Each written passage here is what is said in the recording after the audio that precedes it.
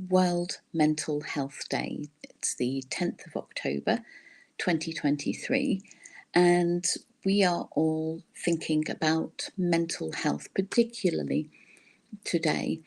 And I wanted to use this opportunity to draw your attention to the impact that toxic relationships can have on somebody's mental health. So, toxic relationships are something that I'm focusing on, particularly in the last quarter of 2023. And the impact of being in a toxic relationship, of being in a relationship that is abusive on some level, that can be physical abuse, emotional abuse, financial abuse, psychological abuse.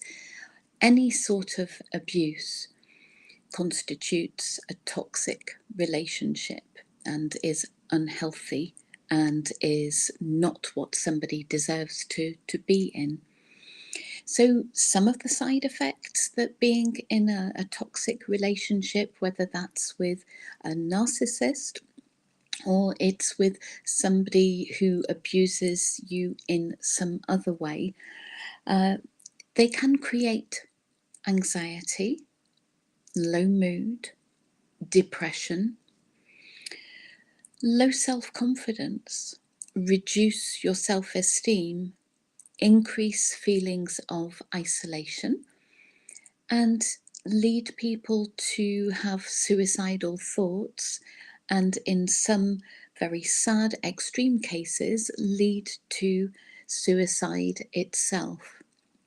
So the potential impact of a toxic relationship on mental health is immense. And my call to action to you today is to just take a moment and have a look around you. Look amongst your business connections. Look around in your personal connections and see if you can spot the signs of somebody being in an abusive relationship. The reason why it can be difficult sometimes is because there is a lot of shame for the victim in an abusive relationship, and they may hide the true extent of what is going on for them in this toxic relationship. But there are some clues that you can look out for, and then I'm going to suggest some ways that you can help somebody who you believe or think may be in a toxic relationship. So be extra vigilant and look out for some or all of the following signs. Is the person who has come to mind very different around their partner? Do they behave very differently? Maybe they become quieter, or maybe they seem particularly edgy or nervy in some way.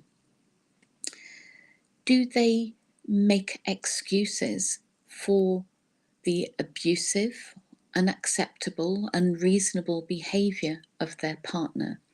Things that you and others around you might be able to see as very clearly abusive, controlling, or coercive, for example, but they will explain away this behaviour and find some sort of justification in their eyes. Maybe this person has changed over time. Maybe they have become quieter. Maybe they have started refusing invitations. Maybe before they were very sociable, very outgoing, and now they're quite different. They may appear to be less confident. And there may be other changes, but if there are significant changes in somebody's behaviour, there is obviously a reason for it. And if you can see that there is some controlling or potential abuse going on, then maybe it's time for you to step in. And when I say step in, I don't mean go charging in, all guns blazing, but just find an opportunity to let the person know that you're there for them, that you're ready to support them. The journey of the person in a toxic relationship having that realization and then taking action steps to get out of that relationship can be very long and drawn out. And according to statistics, somebody may prepare to leave or attempt to leave an unhealthy or an abusive relationship around 7 times before they actually manage to extract themselves from that relationship. So you will need to be patient, you will need to move gently. And as I say, not to go in all guns blazing. So let this person know that you're ready to support them. You don't have to get specific if they're very clearly in denial. It's probably not a good idea to start challenging them and to start pointing out all the things that are wrong in their relationship in your eyes.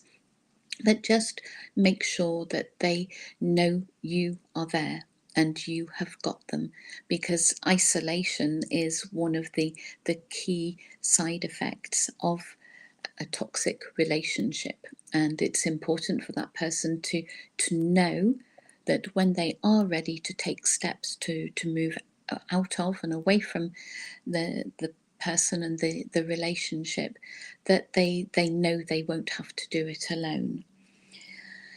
You could offer to let them use your phone, your computer, your iPad in order to do some fact finding and some research if they've indicated that that's something they might like to do. Because if they are in a coercive relationship and being controlled by the other person, their partner may well monitor what they're doing on their phone or on their iPad. So by giving them the opportunity to fact find, to look for help and advice on your devices, that could be something that's really, really helpful to them. Be supportive rather than super critical of the partner. Even if they themselves are criticizing their partner, you still have to tread carefully, because if you go in and make a lot of criticisms, then they may become defensive and protective of their partner, which may seem counterintuitive, but that's the sort of protective reaction that you may instigate if you go in too heavy. So emphasize the support that you are providing or ready to provide to the person you're looking out for, rather than emphasizing or criticizing the behavior of the partner. So I hope that helps. I hope that gives you some pointers, and I really would ask you to just take a moment after watching or listening to this to have a think. Is there anybody that you could reach out to, even if it's just very generic, even if it's just saying, hi, we haven't spoken or caught up for a while, just want you to know I'm here for you and would love to have a coffee and a catch up whenever. So just very gently reaching out to that person. So I've got a couple of other things that I want to share with you today. The first is that on the 25th of October, I'm going to be running a 2-hour workshop that is going to help people in a toxic relationship to get ready to move away from the relationship. We'll be looking at the 10 different stages of what I call narcissistic grief, and that is accepting, acknowledging, and processing all the different parts that are entangled in a relationship with a narcissistic partner or parent or sibling. So that's happening on the 25th of October. It's a very low ticket. It's just £27, around $33. I'll pop the link down below. So that's the first thing.